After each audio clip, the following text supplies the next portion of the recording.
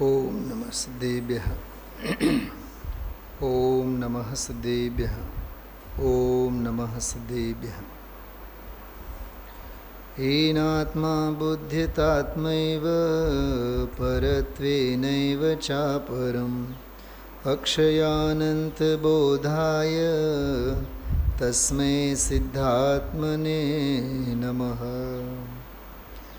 आतंबने परमात्मा हो शांति सारे देश में है देशना सर्वोदय महावीर के संदेश में महावीर के संदेश में।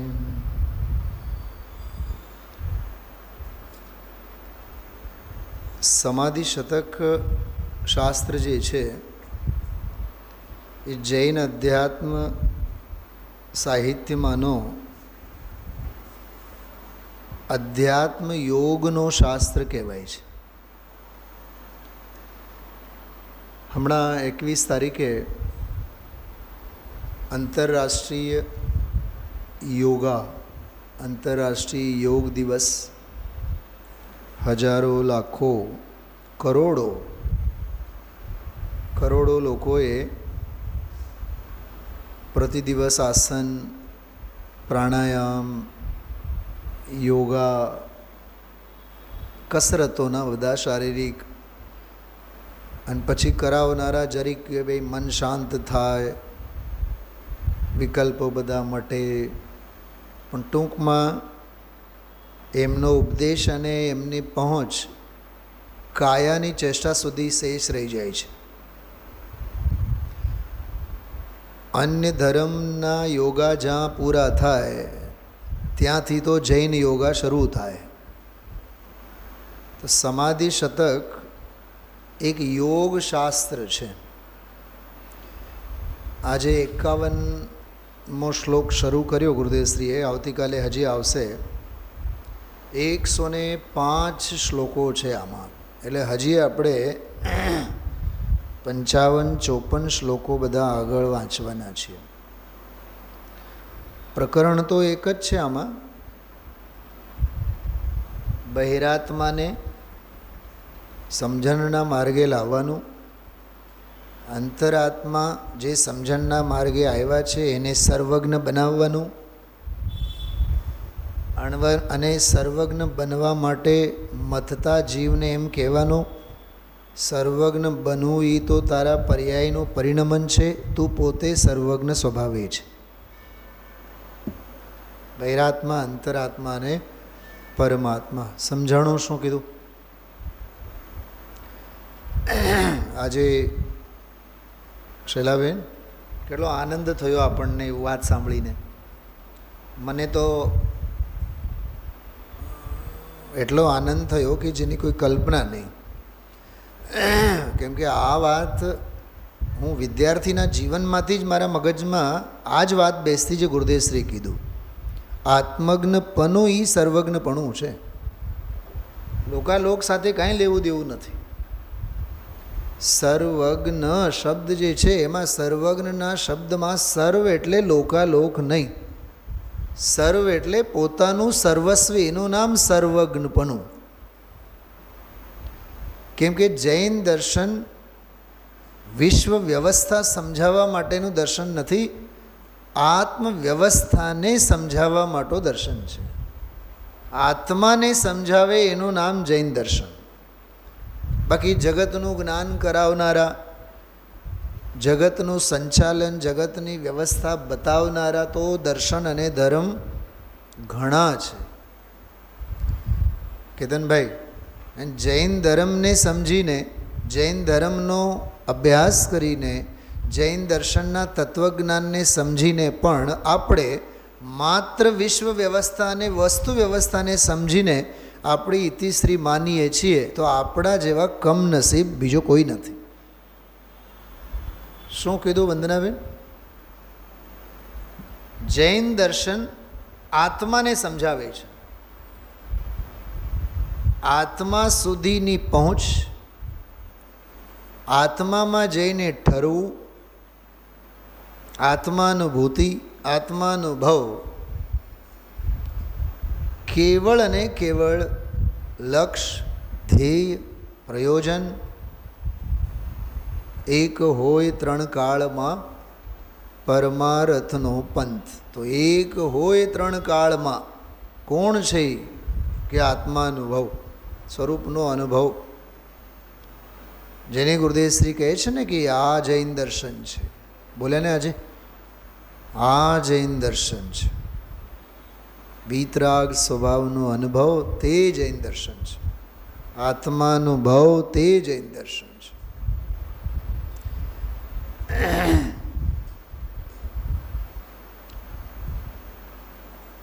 મારો સુશાશ્વત એક દર્શન જ્ઞાન લક્ષણ મય ખરે. બસ એટલું જ. ગઈકાલનું વ્યાખ્યાન તમે લોકો જો બહુ ધ્યાનથી સાંભળ્યું હોય તો એક ન્યાય સાંભળવા જેવો ને યાદ રાખવા જેવું હતું. બેનો સાંભળજો બધા બહુ ધ્યાનથી. આત્મા બે વાત, એક વાત હું કરવા જાઉં છું, મને બે વાત યાદ આવી. એ બેઉ વાતો અંગે બહુ મને વિચાર આવ્યા ગઈકાલે. આત્માનું મુખ્ય કાર્ય, આત્માનું મુખ્ય કાર્ય તો ગુરુદેવજી કહે છે મુખ્ય કાર્ય તો ખરો જ, પણ એ સ્વસંવેદન વેદનની મુખ્ય કાર્ય છે. શું કીધું? ફરીથી બોલું છું, સાંભળજો. આમાંય બહુ મોટો રહસ્ય છે. આત્માને જાણવું, આત્માને વેદવું, આત્માને અનુભવ કરવું એ મુખ્ય કાર્ય છે. પણ મુખ્ય કાર્ય છે એમ કહીને આપણે એનો મહિમા ઘટાડવાનો નહીં. રહસ્ય તો એ છે, મુખ્ય કાર્ય તો છે, પણ વેદન કરવું એ મુખ્ય કાર્ય છે. શું કીધું? હા, વંદનાબેન શું કીધું? સમજાય છે? વિશ્વ માત્રથી ન્યારો નિરાળો, જગત માત્રથી ન્યારો નિરાળો જુદો આત્મા છે. એને જ જાણવું, એને જ અનુભવવું એ મુખ્ય કાર્ય. એ તો વાત થઈ. પણ કહે છે કે બધી વાતો બાજુમાં રાખો. એ મુખ્ય કાર્ય, મુખ્ય કાર્ય, મુખ્ય કાર્ય એ બાજુમાં રાખો. વેદન કરવું એ મુખ્ય કાર્ય છે. શું સમજાય છે? હા, 50 લાખની કાર છે, આમાં એસી છે, હા, આમાં હીટર છે, સીટ આગળ પાછળ થાય છે, બેલ્ટ છે, ઓટોમેટિક લોક છે, પાવર વિન્ડો છે, આગળનું દેખાય, પાછળનું દેખાય. પાછળનું હવે જોવા માટે મિરર નથી, સ્ક્રીન ઉપર દેખાય છે. બેઉ બાજુમાં સ્ક્રીન, રાઈટ એન્ડ લેફ્ટ બધું જ દેખાય. ઓટોમેટિક લોક સિસ્ટમ છે કેતનભાઈ. કોઈ ડોર બંધ ન થાય, તરત જ ઝબક ઝબક થાય, બધું ઇન્ડિકેશન આપે. બહુ પરફેક્ટ છે. એ બધો એનો ભૌતિક વિસ્તાર છે. મને આ ધ્યેય અને લક્ષ્ય સુધી સુરક્ષિત રીતે પહોંચાડે એ એનો અધ્યાત્મ છે ગાડીનો. એની પહેલાં વાત કરો કેતનભાઈ. ખટારો હોય દેખાવમાં, પણ દોડવામાં જોરદાર હોય. પણ દેખાવે રૂપકડું હોય, પણ ઘડીએ ઘડીએ નહીં બગડી નહીં જાય, ભાવ મરણ થાય. આપણે શાસ્ત્રની ભાષા બોલવાની ને. કેમ દાતા એવા આવે? ગાડીની જ ભાષા કેમ આવડે છે? હા, ઘડીએ ઘડીએ ભાવ મરણ, ક્ષણ ક્ષણ ભયંકર. ભાવ મરણ એ આત્મા જ નથી, અનાત્મા છે, એ જડ છે. કેમ કે જડ ભાવે પરિણામ તો જડ જ હોય, અને જીવ ભાવે પરિણામ તો જીવ જ હોય. જ્ઞાની જીવ ભાવે જીવે, અને અજ્ઞાની જડ ભાવે મરે. મરણ અજ્ઞાનીને હોય, જીવન જ્ઞાનીના ખાતે છે.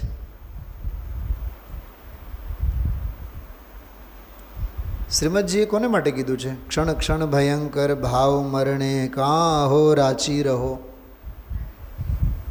જગતને માટે કીધું છે, પોતાની માટે કીધું છે? જ્ઞાનીનો દરેક સંબોધન આત્મ સંબોધન હોય. શું કીધું? આપણને હોય, હું ગામને સમજાવું.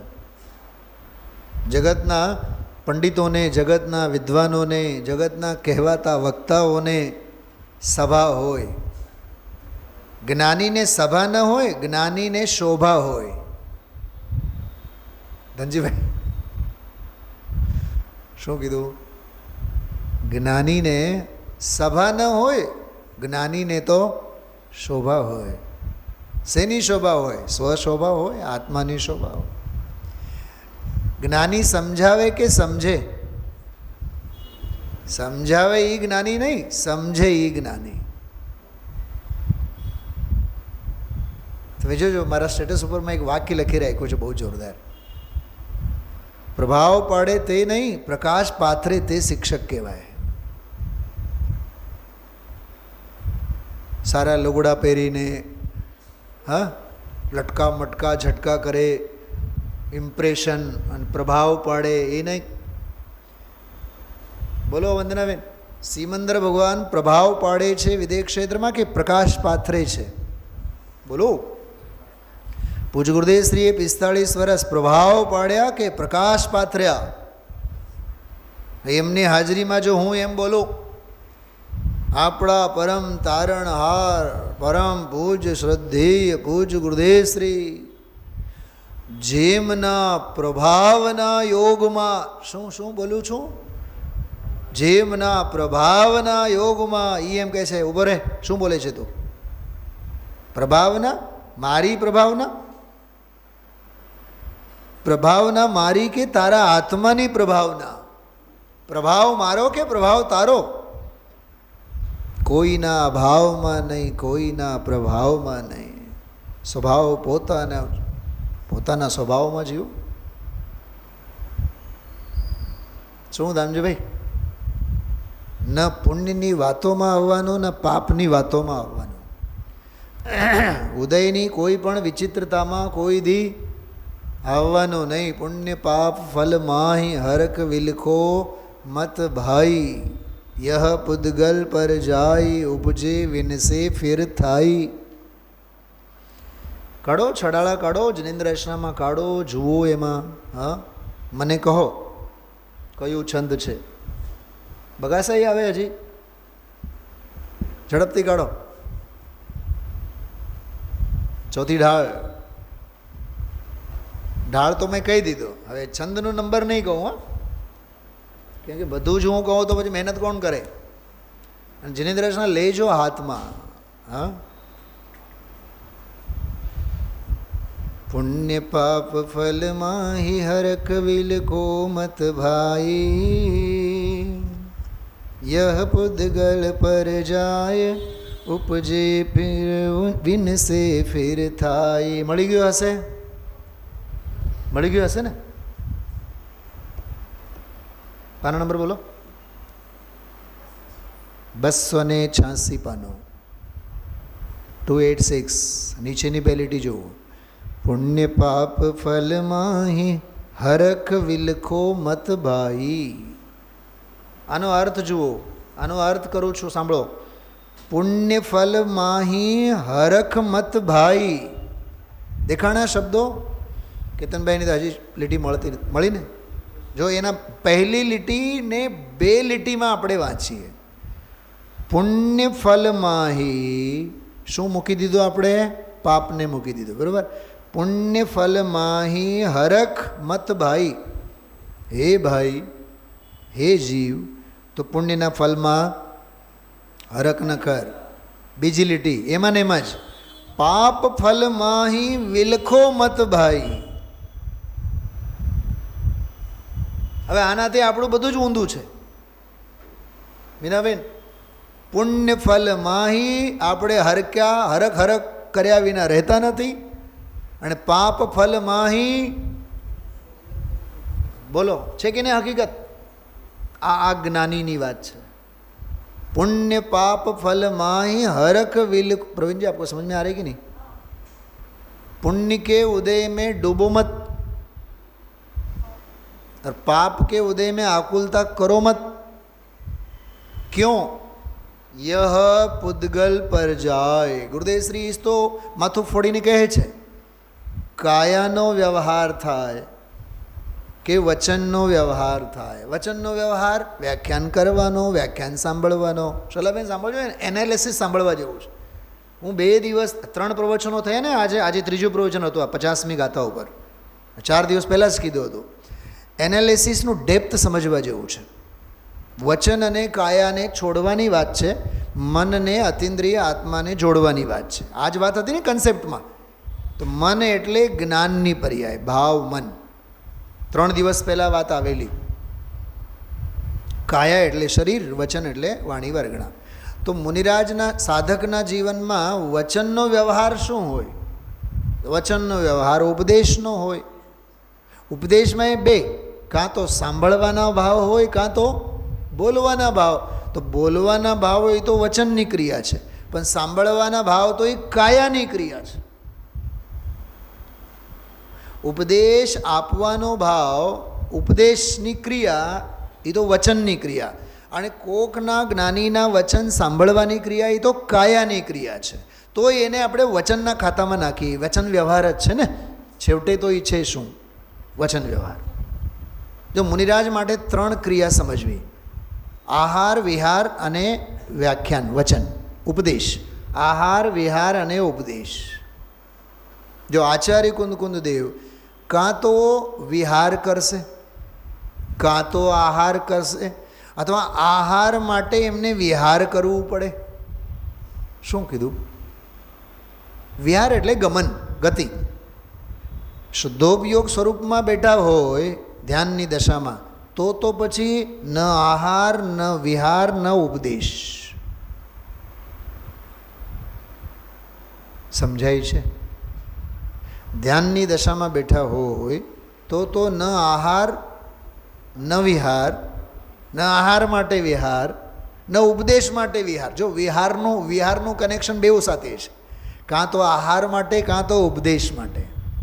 મુનિરાજ આચાર્ય કુંદકુંદેવ વિદેહ ક્ષેત્ર ગયા હતા. આહાર માટે વિહાર કર્યા હતા કે ઉપદેશ માટે વિહાર કર્યા હતા? અને વિદેહ ક્ષેત્રમાંથી ભરત ક્ષેત્ર વિહાર કરી ગયા. તો ભરત ક્ષેત્રમાંથી જે એમનો વિહાર થયો એ આહાર માટે થયો કે ઉપદેશ માટે થયો? બોલો. હું ના પાડું છું. થોડીક વાર માટે તમે લોકો, જવાબ સાચો છે તમારો. મુનિરાજને ઉપદેશ મુખ્ય હોય જ નહીં. ઉપદેશ કરે જ નહીં, ઉપદેશ થાય. સાધક બોલે જ નહીં, બોલવાનો વ્યવહાર થાય ત્યારે ઉપચારથી કહેવાય કે મુનિરાજે ઉપદેશ આપ્યો. કેમ કે મુનિરાજો ઉપદેશ દેવા માટે દીક્ષા લેતા જ નથી.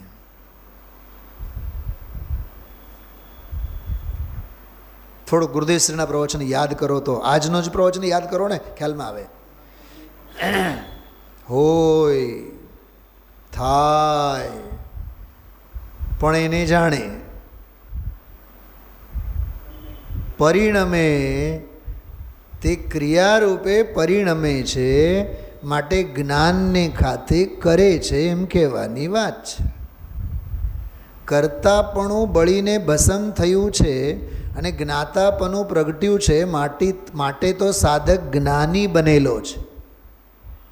જો કર્તાપણું માથે રાખે, કર્તા બુદ્ધિ રાખે, કર્તાપણું રાખે અને જ્ઞાતાપણું પ્રગટે જ નહીં, તો એ તો અનાદિનો અજ્ઞાની જેવો છે, એવો જ છે નહીં. ભાઈ કેતનભાઈ, સમજાય છે કે નહીં? કર્તાપણું જતું રહ્યું છે, માટે તો જ્ઞાતાપણું પ્રગટ્યું છે, અને જ્ઞાતાપણું પ્રગટ્યું છે એટલે તો સાધક સાધક છે, નહીં તો બાધક હતો જ અનાદિકાળનો. જ્યાં સુધી કર્તાપણું ત્યાં સુધી બાધકપણું, જ્યારથી જ્ઞાતાપણું ત્યારથી સાધકપણું. ત્રીજી વાત સાંભળો, ઝડપથી બોલું છું. કર્તાપણું તો ગયું,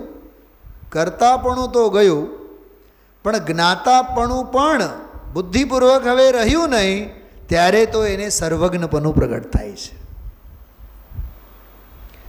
સર્વજ્ઞ ભગવાન બાધક છે કે સાધક છે? 4 દિવસ પહેલાંના વિષયની વાત કરું છું. એક આવ્યો હતો શબ્દ નિષ્ઠિત આત્મા, આવ્યો હતો. શું એનો અર્થ કર્યો હતો? આજે એક વાર કયું છે? આજે મંગળવાર ને? મંગળવાર. શુક્રવારે આપણે વાત વાંચી ગયા છીએ. આવ્યું હતું બહિરાત્મા અંતરાત્મા હે અને ઉપાધિવાળી વાત નહોતી આવી હતી. બહિરાત્મા બાહ્ય સંયોગોમાં હે ઉપાધિ ગ્રહણ અને ત્યાગ કરે. અંતરાત્મા વિભાવનો ત્યાગ અને સ્વભાવનું ગ્રહણ, મિથ્યાનો ત્યાગ અને સમ્યકનું ગ્રહણ. ગ્રહણ ત્યાગ એને અંતરંગમાં છે, અધ્યાત્મમાં છે. અને ત્રીજા નિષ્ઠિત આત્માને એને ગ્રહણ ત્યાગ ક્યાં છે? ક્યાં છે એટલે બહારમાં છે કે અંદરમાં છે? કેતનભાઈ કહે છે અંદરમાં છે. મીનાબેન તમે બોલો.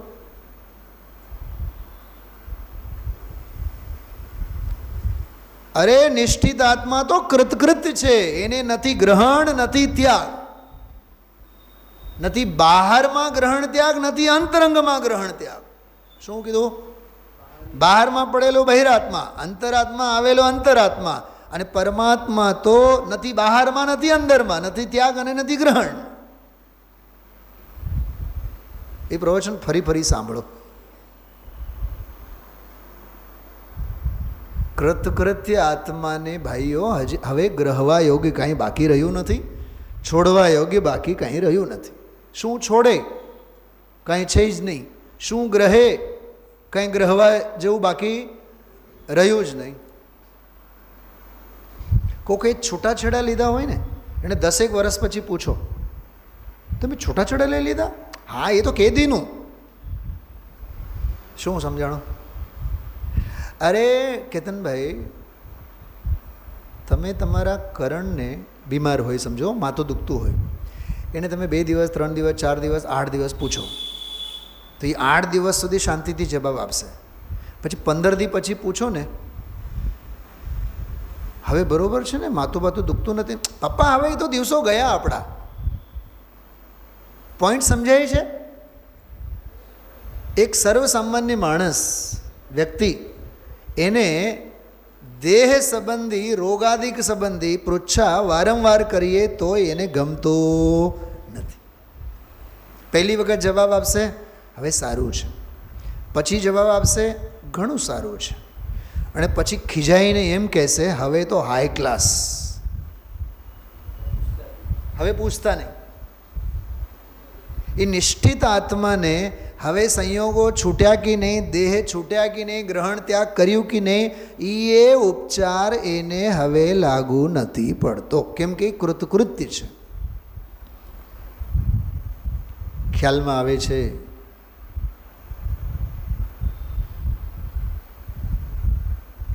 તોય જીનવાણીમાં શાસ્ત્રોમાં વ્યવહારે જ્ઞાની રાગનો કરતા. રાગનો કરતા એટલે રાગનો વિસ્તાર ઘણો છે. બોલવાનો વ્યવહાર એને પણ રાગ સાથે જોડી દેવામાં આવે. વ્યાખ્યાન કરવાનો ભાવ, વ્યાખ્યાન સાંભળવાના ભાવ. હજી એક વાત સાંભળો, હજી એક વાત. વ્યાખ્યાન કાં તો કરે, વ્યાખ્યાન કાં તો સાંભળે, એટલે ઉપદેશ કાં તો આપે કાં તો ઉપદેશ સાંભળે. અને શ્રીમદજી જેવા તો એવા હતા, ન ઉપદેશ કોઈને આપ્યો, ન ઉપદેશ કોઈથી સાંભળ્યા. એમણે તો ઉપદેશ આત્મસિદ્ધિમાં લખી ગયા. આચાર્ય કુંદ દેવના વ્યાખ્યાનો કેટલા બોલો? ભરત ક્ષેત્રમાં એને કેટલાને વ્યાખ્યાન આપ્યા બોલો? ધર્મ પ્રચાર પ્રસાર એમણે ક્યાં ક્યાં કર્યા? આજકાલ વિદ્વાનોના ઓલા લિસ્ટમાં આવે, આટલા દેશોમાં વિદેશ પ્રવાસ. હવે તો તારીખ આપેલો હોય, આ તારીખથી આ તારીખ સુધી આ વિદ્વાનના અહીંયા આટલા વ્યાખ્યાનો. એમાં કાંઈ દાળિયા છે? અમારા એક સિનિયર છે દિલ્હીમાં, એ જ્યારે બોલે ને બહુ સ્નેહ સારો, પણ બહુ સિનિયર છે એટલે વધારે હું કંઈ કહું નહીં. એ મને કહે સુનિલજી मैं पिछले 27 साल से 575 बार प्लेन का प्रवास कर चुका हूँ. એટલે લિસ્ટ રાખે, મારા આટલા વિદેશ પ્રવાસ, મારા આટલા વ્યાખ્યાનો. આચાર્ય કુંદકુંદે લિસ્ટ રાખી હશે. મેં 84 પાહુડ લખી ગયો છું. અને ક્યાં કેમ લખવાની જરૂર હતી પછી? મેં જે 84 પાહુડો લખ્યા છે એ 84 લાખ યોનિઓથી પાર થવા માટે પૂરતા પ્રમાણમાં છે. દુનિયાને ગાંડપણું લાગે એવી કોઈ અચરજની વાતો જ્ઞાની કોઈ દિવસ નહીં કરે.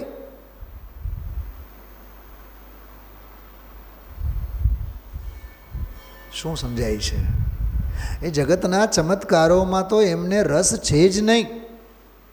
આજે ગુરુદેવસિંહ તો કહેતા હતા, રાગ હોય, રાગ આવે, પણ આ રાગ છે એ અમને વારંવાર થાવ.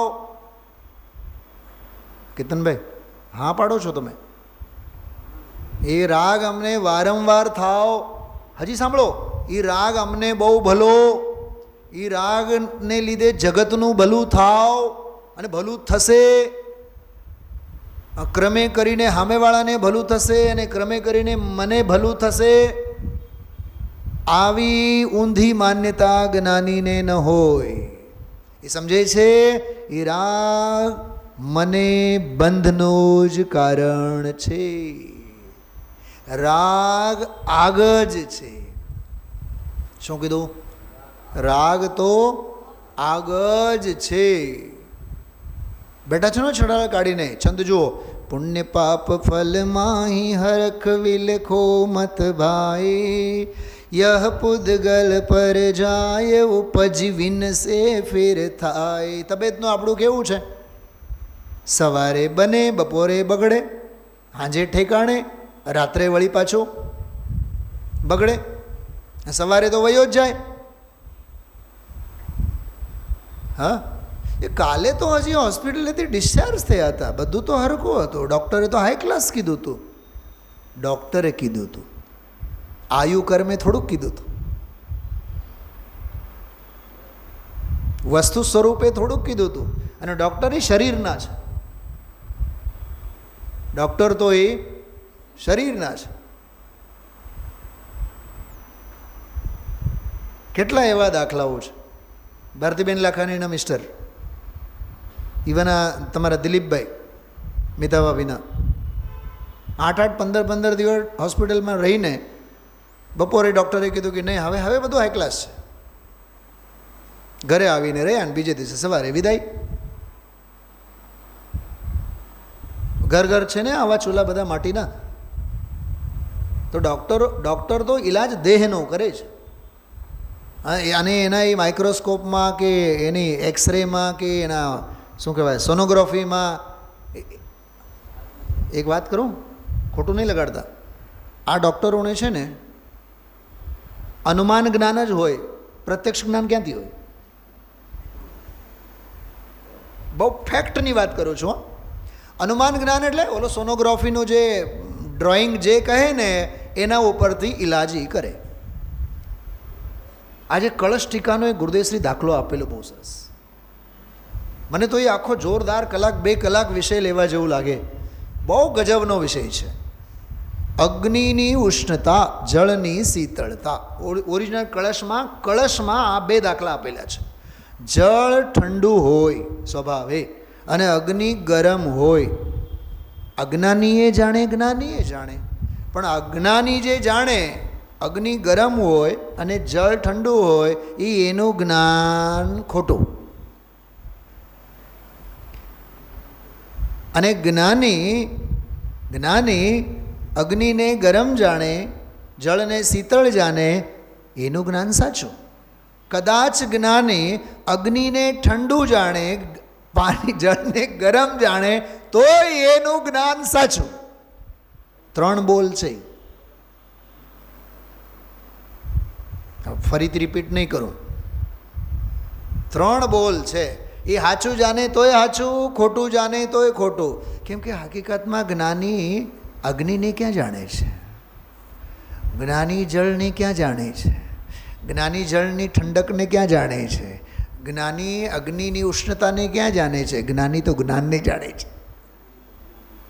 માટે જ્ઞાનીનો જે જાણવાનું થાય બધો આછો. ત્યાં શબ્દ વાપરેલો છે સ્વરૂપગ્રાહી જ્ઞાન. એટલું યાદ રાખજો, જીવન ધન્ય બની જશે. સ્વરૂપગ્રાહી જ્ઞાન જ જ્ઞાન કહેવાય. તો જ્ઞાની રાગ નહીં કરે, જ્ઞાની આહાર લે, જ્ઞાની ઉપદેશ આપે, જ્ઞાની વ્યાખ્યાન આપે, જ્ઞાની વિદેહ ક્ષેત્રે જાય, જ્ઞાની 84 લાખ પાહુડ લખે, જ્ઞાની સમયસાર લખે. જ્ઞાની સમયસાર લખે કે સમયસારને વેદે? બોલો તો. કુંદ કુંદ દેવ સમયસારને લખનારા કુંદ કુંદ કે સમયસારને અનુભવનારા કુંદ કુંદ? કેવા કુંદ કુંદ જોઈએ? બધું ઊંધું લાગે ને કેતનભાઈ? બધું ઊંધું લાગે છે કે નહીં? બતાવો, છે કે નહીં ઊંધું? આવું જ. હા, ફોર એક્ઝામ્પલ દાખલો આપું છું. ઇમેજિનેશન કરો, તમે જંગલમાં ગયા, કેટરર્સનું કામ લઈને ગયા હતા અને સહેજે કુંદકુંદ દેવના દર્શન થયા અને તમારો સૌભાગ્ય કે સામાયિકમાં નહોતા, સવિકલ્પ અવસ્થામાં આવ્યા હતા. તમે રિક્વેસ્ટ કર્યો, કુંદકુંદેવ મહારાજ, હું એમ તો નથી કહેતો કે આપ મારી ઘરે આવો, પણ જો આપ નગર પ્રવેશ કરતા હો, કરી શકતા હો, આહાર માટે જો આવતીકાલે આપ નગરમાં પધારવાના હો, તો મેં શુદ્ધ આહારની વિધિ કરીને તૈયાર રાખીશ અને સૌભાગ્ય મારી ઘરે જો આહાર થાય, પધારો આપ, તો મને તત્વનો બોધ આપજો. કુંદકુંદ દેવ આવ્યા, નિરંતરાય આહાર મળ્યો. જો કે એ આવે મૌન, બોલો, જાય મૌન. એનો અર્થ આહાર ગ્રહણ કરવા સિવાયનો બીજો કોઈ ધંધો તમારી ઘરે કરશે જ નહીં. પોઈન્ટ સમજાણો? આગમ શું કહે છે? કરશે જ નહીં, બોલશે તો નહીં જ. પણ એને તત્વબોધ આપવાના વિકલ્પ થયા, તત્વબોધ ઉપદેશ આપવાના વિકલ્પ થયા. જંગલમાં એ પાછા ગયા આ ઉપદેશ આપીને. મારો એક પ્રશ્ન છે, એ પ્રાયશ્ચિત આહારનો જ કરશે કે ઉપદેશનો પણ કરશે?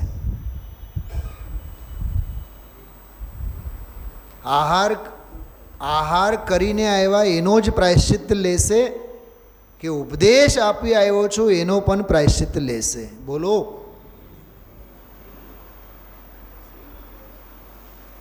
શૈલાબેન, 50મો જે શ્લોક છે ને, આત્મકાર્યાત પરમ કાર્યમ બુદ્ધૌ ન ચિરમ ધારયેત. એ જે ગાથા છે ને, પહેલી લીટી, આત્મકાર્ય સિવાય, આત્મકર્તવ્ય સિવાય, આત્માનુભવ સિવાય, સ્વરૂપના અનુભવ સિવાય બીજું કોઈ પણ કાર્ય સાધકને બુદ્ધિમાં વધુ કાળ ન રહે. એ જે કહે છે ને, એનો અર્થ શું છે ખબર? મેં આજે 7 એના અર્થ લખીને રાખ્યા છે. 7 અર્થ હું વાંચીને નહીં બતાવું, પણ હું તમને 2-3 યાદ આવે છે, મને કહું તમને. ખરેખર તો બુદ્ધિમાં બીજું કાંઈ પણ વધુ કાળ ન રહે એનો અર્થ છે સાધકની ચારિત્ર શુદ્ધિ, સાધકની પ્રતિક્રમણની ભાવના, સાધકનો પ્રાયશ્ચિત, સાધકની આલોચનાની ભાવના, સાધકની નિરંતર વર્તતી આત્મભાવના. અને એક બહુ સરસ અર્થમય લખી રાખ્યું છે, સાધકનો અપ્રતિહત આત્મ પુરુષાર્થ. શું છે એનો અર્થ? સાધકનો અપ્રતિહત આત્મ પુરુષાર્થ.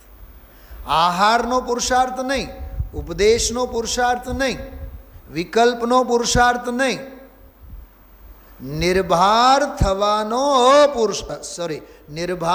થવાનો પ્રચુર પુરુષાર્થ.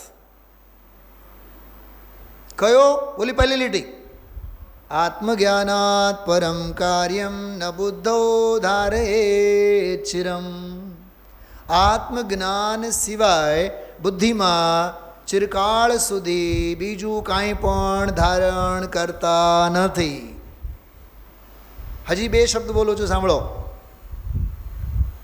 એનો અર્થ છે વિસ્મરણ કરવા લાયકનો નિત્ય વિસ્મરણ અને સ્મરણ કરવા લાયકનો નિત્ય સ્મરણ.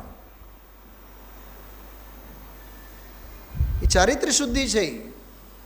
દ્રષ્ટિ તો એને સાધકને થઈ છે, દ્રષ્ટિ તો થઈ છે. ગુરુદેવસિંહ ગઈકાલે બોલતા હતા, આવી જેને દ્રષ્ટિ થઈ. વંદનાબેન પાના બોલો, ફકરો કાઢીને મને બતાવો, હું બોલું છું ત્યાં સુધી. આવી દ્રષ્ટિ જેણે થઈ એને વસ્તુની દ્રષ્ટિ થઈ, એને જ્ઞાયકની દ્રષ્ટિ થઈ, એને સ્વભાવની દ્રષ્ટિ થઈ, એને સ્વભાવનો વેદન થયું.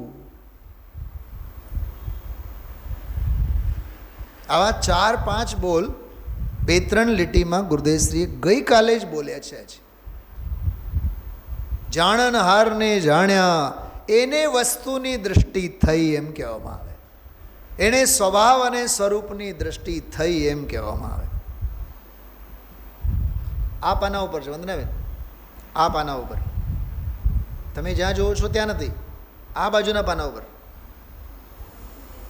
હા ધર્મી એ નહીં, એ નહીં, એ તો જુદો. એ ધર્મ અને ધર્મીવાળો બોલ છે, એ નહીં. વસ્તુની દ્રષ્ટિ થઈ એને ધર્મ થયું, અને જેને ધર્મ થયું એને ધર્મીની દ્રષ્ટિ. હા, એ આ પાના ઉપર 1.5-2 લીટીમાં છે.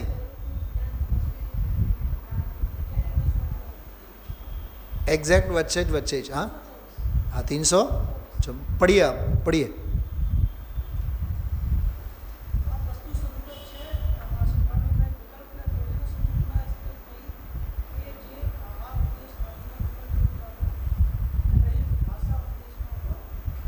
नहीं, वो नहीं. ठीक है, चलिए आगे बढ़ते अपन लोग. समझाई છે આટલું? યાદ તો આવે છે ને બધાને? તમને ગઈકાલે ગુરુદેવસિંહ બોલ્યા હતા, આ વસ્તુની દ્રષ્ટિ થઈ, એ આત્માની દ્રષ્ટિ થઈ, એ સ્વરૂપની દ્રષ્ટિ થઈ, એવું બોલ્યા. હા, જાણનારને જાણ્યું, એને એ વસ્તુ સ્વરૂપની દ્રષ્ટિ થઈ એમ કહેવામાં આવે છે. કે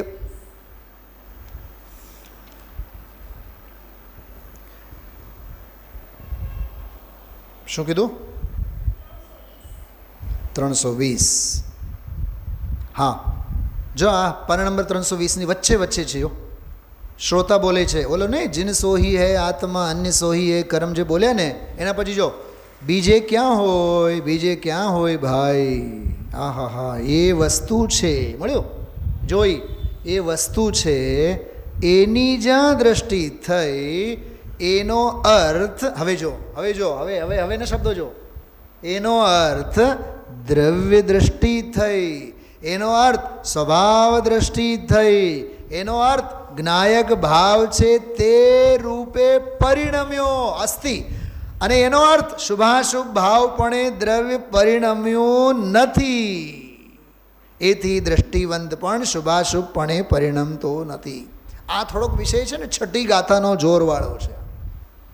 વસ્તુની દ્રષ્ટિ, દ્રવ્યની દ્રષ્ટિ, સ્વભાવની દ્રષ્ટિ. ચલો એ મૂકો. એક પ્રશ્ન પૂછું છું કેતનભાઈ, થોડોક ઉપયોગ એકાગ્ર કરીને સાંભળજો. નિર્વિકલ્પ દશામાં આવી દ્રષ્ટિ જ્ઞાનીને હોય કે રાગના કાળે પણ આવી દ્રષ્ટિ હોય? શું રાગના કાળે જ્ઞાનીની દ્રષ્ટિ છૂટી જાય છે? 14મી 15મી ગાથાની ભાષામાં બોલું. અશુદ્ધ નિશ્ચય નયે સાધકને જે રાગાદી વિભાવ ભાવો વર્તે છે, આહારના, વિકલ્પના, ઉપદેશના, એ પર્યાયાર્થિક નયે સંયુક્ત કહેવાય. કેવા કહેવાય? પર્યાયાર્થિક નયે કેવા કહેવાય? સંયુક્ત છે. અને ખરેખર જ્ઞાનીની શુદ્ધ દ્રવ્યાર્થિક દ્રષ્ટિએ જુઓ તો એ સંયુક્ત હોવા છતાં પણ અસંયુક્ત છે. શું સમજાણો? કપડા ઉપર રજ લાગેલ છે એ પર્યાયાર્થિક નયનો વિષય છે. દ્રવ્યાર્થિક નયે તો રજ કપડાને અડ્યા જ નથી. અને રજને ધોવા માટે આપણે પ્રયોગ કરીએ છીએ પાણી અને સાબુ. સમ્યક દૃષ્ટિ જ્ઞાની પણ ભેદ જ્ઞાનના સાબુનો વાપર કરે છે, નિર્મળ નીરનો વાપર કરે છે. ભેદ જ્ઞાન સાબુ ભયો અંતર સમરસ નીર, ધોવે અંતર આત્મા નિર્મળ નિર્ગુણ છીર. છે ને ભેદ જ્ઞાનનો સાબુ. અચ્છા, કઈ દુકાનેથી ખરીદે છે એ લક્ષનો સાબુ જ્ઞાની? લક્ષ એટલે ભેદ જ્ઞાનનો. બોલો બોલો કેતનભાઈ. કોઈ દુકાનમાં નહીં. જ્ઞાનીએ પોતાની એજન્સી, પોતાની દુકાન પોતાનામાં ખોલી છે. માલ પોતાનો, બોલો, દુકાન પોતાની, સપ્લાયર પોતે, બનાવનાર પોતે, વાપરનાર પોતે, મેન્યુફેક્ચરિંગ પોતાનું, સપ્લાય પોતાનો. અચ્છા, હોલસેલ ધંધો કે રિટેલ ધંધો? રિટેલ ધંધો કરે મિથ્યા દ્રષ્ટિ અજ્ઞાની.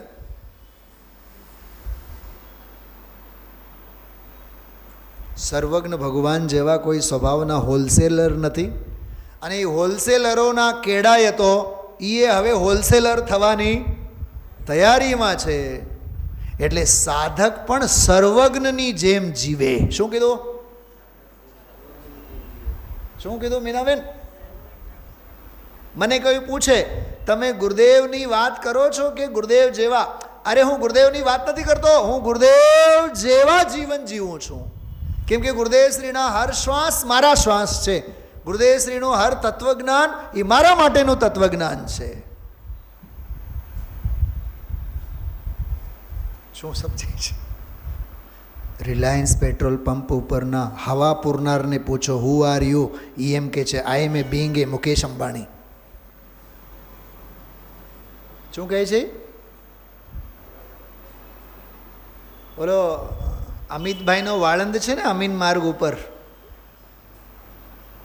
યાદ આવ્યું મને સહેજ. એને હું જઈને પૂછું, ઓળખે છે, સારી રીતે ઓળખે છે મને.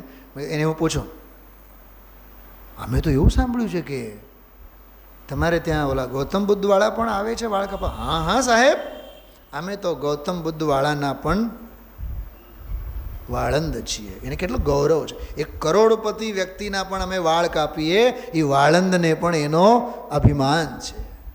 એમ પેટ્રોલ પંપ ઉપર હવા પૂરનારને પણ હું નોકર નથી, હું પોતે. ખ્યાલમાં આવે છે હું શું કહેવા માગું છું કેતનભાઈ? એમ કેવળીના કેડાયતો નથી, સાક્ષાત કેવળી છે, સ્વવશ યોગી છે. શું કીધું? નિયમસાર સ્વવશ યોગી અને સર્વજ્ઞના બંનેના સ્વરૂપમાં કંઈ ફેર નથી. પણ અરે રે અમે જડ છીએ કે બેવમાં આંતરો કરીને જાણીએ છીએ. બોલો, આચાર્ય કુંદ સાધક હતા કે સર્વજ્ઞ હતા? બોલો મોટેથી. નહીં બોલવાનું, તમારા તરફથી હું બોલું છું. સાધક નહોતા, સર્વજ્ઞ હતા. કેમ? What is the proof? કહું તમને. સાધકની દૃષ્ટિ સાધકપના ઉપર હોય કે સર્વજ્ઞ સ્વભાવ ઉપર હોય? તો બોલો હવે કોણ હતા? બેન, શૈલાબેન, આજના પ્રવચનમાં જે ઓલી શક્તિની વાત આવી હતી ને વંદનાબેન, ચોંકતા નહીં, હું જે બોલું છું સાંભળજો. સાધકની દૃષ્ટિ સર્વજ્ઞ શક્તિ ઉપર હોય. કેમ? શક્તિ સર્વજ્ઞ શક્તિની વાત આવી હતી કે નહીં? અરે સર્વજ્ઞ શક્તિની વાત સાંભળતા લોકાલોક ઈ સર્વજ્ઞ છે, લોકાલોક ઈ સર્વ છે એવી તો દૃષ્ટિ એની હોતી જ નથી. પણ ભેદરૂપ મારી સર્વજ્ઞ શક્તિ, ભેદરૂપ મારી સર્વજ્ઞ શક્તિ, મારામાં ભેદરૂપ સર્વજ્ઞ શક્તિ, એવી એ દૃષ્ટિ જ્ઞાનીની હોતી નથી. એ તો એક લહેર છે. શું કીધું?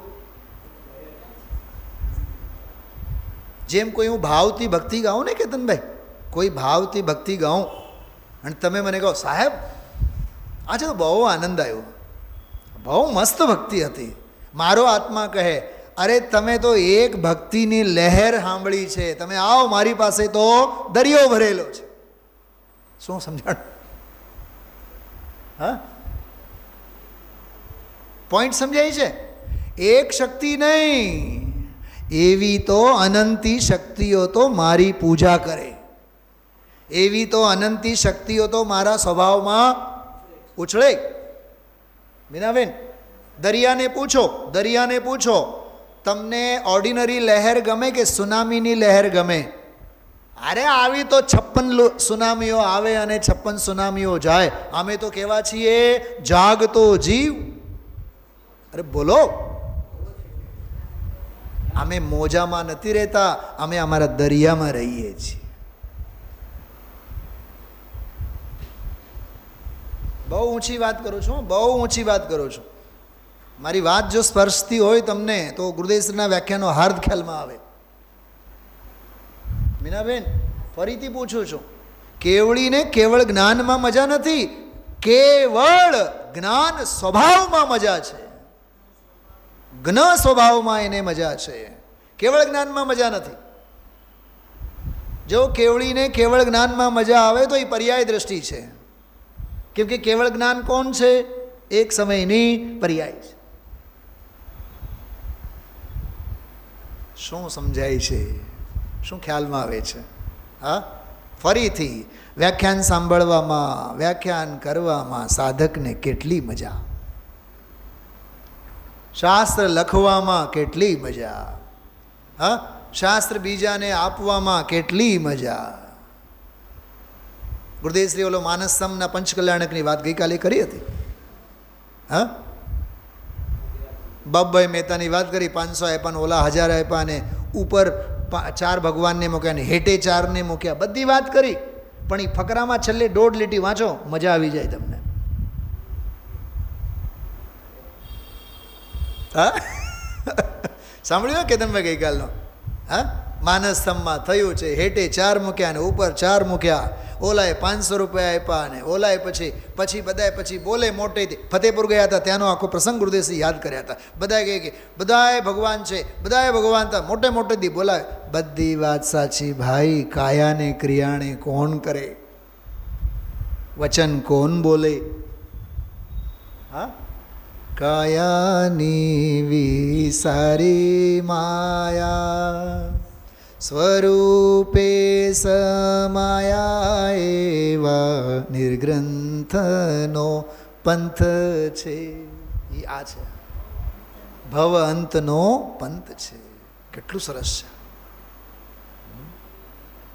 તો સાધક ઉપદેશ લે કે દે, આહાર લે કે દે? કેમ જ્ઞાની આહાર લે કે જ્ઞાની આહાર દે? બોલો બોલો બોલો. કેમ? પંચમ ગુણસ્થાનવર્તી શ્રાવક તો આહાર દેતા હોય છે, અને 6, 7મા ગુણસ્થાનવર્તી સાધક આહાર લેતા હોય છે. હું થોડુંક નીચેના પગથિયા ઉપર ઊભો થઈને વાત કરું છું. 6 ગુણસ્થાનમાં તો આહાર લે છે ને, અને 5મા ગુણસ્થાનવાળા સમ્યક દૃષ્ટિએ આહાર આપે છે ને. પણ આપનારો પણ એમ સમજે છે કે હું નથી આપતો, આપતી ક્રિયાને હું જાણું છું. અને લેનારા સાધક પણ એમ માને છે આ સંજ્વલનનો તીવ્ર ઉદય મારો ચાલે છે, એટલે મને આ લેવાનાય વિકલ્પ થયા. સાંભળો, લેવાનાય વિકલ્પ થયા અને આહારની ચાલતી ક્રિયાના જ્ઞાતાપણે રહેવાનો મારો આ મજબૂરીનો વ્યવહાર છે. હું ક્યાં આનામાં રહેવા માગું છું? હું તો પરમ મધ્યસ્થ છું. 46મી ગાથા ગુરુદેવશ્રી ગઈકાલે યાદ કર્યા, ગુરુદેવશ્રી આજે યાદ કર્યા. 166મી ગાથા પ્રવચન સાર, હું તો મધ્યસ્થ છું.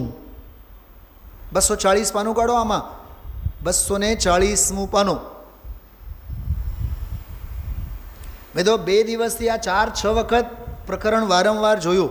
अचेतनम इदं दृश्यम अदृश्यम चेतनम ततः क्व रुष्यामि क्व तुष्यामि. बोलो આગળ. મધ્યસ્થોહમ ભવામ્યતઃ. મળ્યો?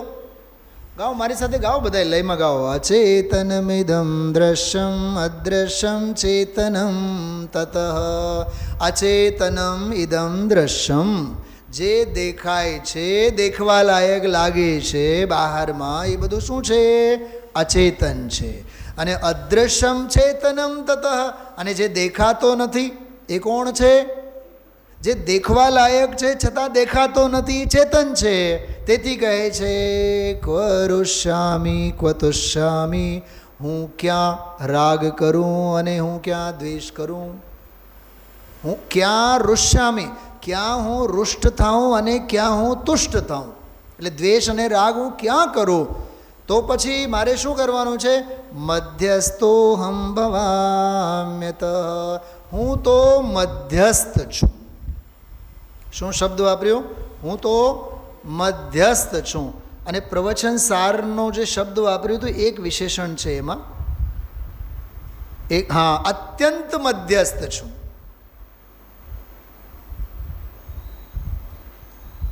શલાબેના, અત્યંત મધ્યસ્થ છું એટલે શું? મેં ભાવભાષણ માટે વાત કરું છું. અત્યંત મધ્યસ્થ છું એટલે દ્રવ્ય ક્ષેત્રે કાળે ભાવે. ખ્યાલમાં આવે છે? 4 વાક્ય બોલું છું, સાંભળો. કેતનભાઈ સાંભળ્યું મેં જે કીધું હમણાં? અત્યંત મધ્યસ્થ છું એટલે દ્રવ્ય ક્ષેત્રે કાળે ભાવે. ઠીક? કોઈ દ્રવ્ય પ્રત્યે રાગ દેશ નહીં, કોઈ ક્ષેત્રે રાગ દેશ નહીં, કોઈ કાળે રાગ દેશ નહીં, કોઈ પ્રકારે રાગ દ્વેષ નહીં. શું સમજાય છે? એનું નામ પર દ્રવ્ય પ્રત્યે, પર ક્ષેત્ર પ્રત્યે, પર કાળ પ્રત્યે, પર ભાવ પ્રત્યે રાગ અને દ્વેષ હું નહીં કરું. એનો અર્થ હું બધે, બધા પ્રત્યે, બધે કાળે, બધી રીતે, સ્વમાં, સર્વત્ર, સર્વદા અને સર્વથા પરમ વિતરાગ ભાવે, જ્ઞાતા ભાવે, જ્ઞ ભાવે રહું. એનું નામ હું અત્યંત મધ્યસ્થ છું. શબ્દસ્ય અનંતાહ અર્થાહ, એક એક શબ્દના અર્થ અનંતા હોય છે. અને તોય શલાબેન, અર્થ અનંત હોય છે, ભાવ તો અનંતાનંત હોય છે. માર્ગ ભાવ ભાષણનો છે. માર્ગ માત્ર અર્થ કરવાનો નથી, અર્થ સમજવાનો નથી. અને શબ્દો અને વાણી વિલાસનો તો વિષય છે જ નહીં. ખ્યાલમાં આવે છે? હા, બહુ અદ્ભુત વિષય ચાલે છે. જ્ઞાનીનો જ્ઞાન ભાવ, જ્ઞાનીની જ્ઞાનની પરિણતિ.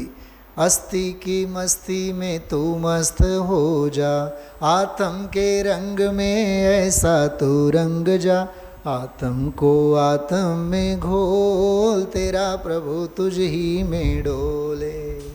એમ નથી કીધું કે બીજાને ડોલાવ, બીજાને ઉપદેશ આપ, બીજાને શાસ્ત્ર લખ.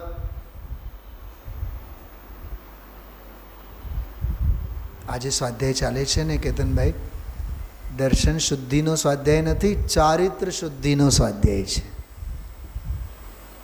સ્વરૂપ દૃષ્ટિનો વિષય નથી, સર્વજ્ઞ દૃષ્ટિનો વિષય ચાલે છે. સ્વરૂપ દૃષ્ટિ તો થઈ છે, ચોથાની વાત નથી. આ 14માની વાત ચાલે છે. શું કીધું? આ ચોથાની વાત નથી હાલતી, આ તો 14માની વાત ચાલે છે. સાધકની વાત નથી. આ તો બાધક અને સાધકથી પાર પરમાત્મ દશા, સિદ્ધત્વની વાત ચાલે છે. વિચારજો. ઓમ નમઃ સિદ્ધિભ્ય.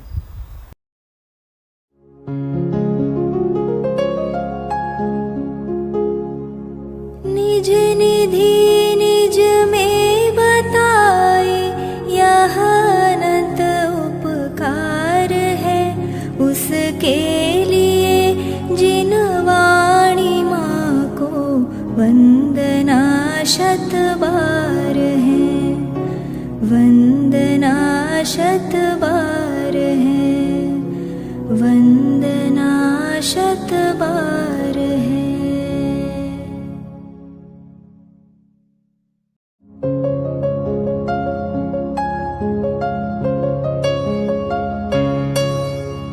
हे जिनवाणी भारती तो ही जपो दिन रैन, जो तेरी शरणा गहे सो पावे सुख चैन। जावाणी के ज्ञान ते सूझे लोकालोक, सोवाणी मस्तक नवो सदा देत हो ढोक, सदा देत हो